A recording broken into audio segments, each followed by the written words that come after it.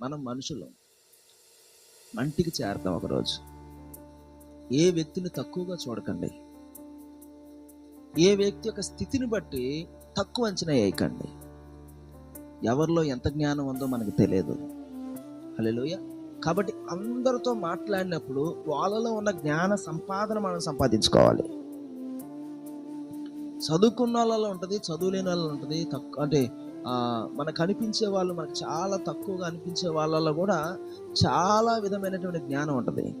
నేను అందరితో మాట్లాడతాను కదా, నేను సంఘానికి వచ్చే వాళ్ళతో ఎక్కువ కొంచెం ఇదిగా ఉన్న వాళ్ళతో కాకుండా కొంచెం బలహీనంగా ఉన్నోళ్ళు, కొంచెం పేదరికంతో ఉన్నోళ్ళు, కొంచెం అంగవైకల్యంతో ఉన్నోళ్ళు, కొంచెం బాధల్లో ఉన్నోళ్ళు, ఇలాంటి వాళ్ళని ఎక్కువ పరామర్శిస్తూ ఉంటారు.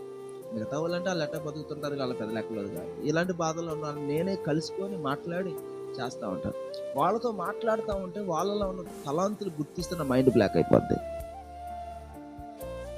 మనం అనుకోం అంత జ్ఞానం వాళ్ళకు ఉందని.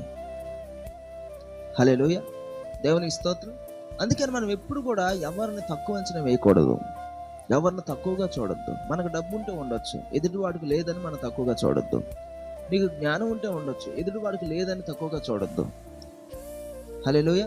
నీకు వస్తు వాహనాలు ఉంటే ఉండొచ్చు, కానీ ఎదుటివాడికి లేదని తక్కువగా చూడొద్దు.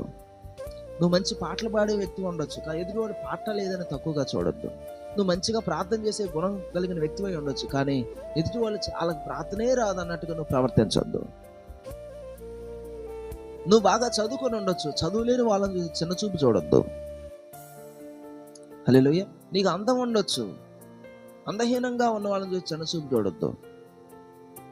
హల్లెలూయా. ఏది మనం సంపాదించుకున్నది కాదు, అంత దేవుడిచ్చింది. దేవునికి స్తోత్రం.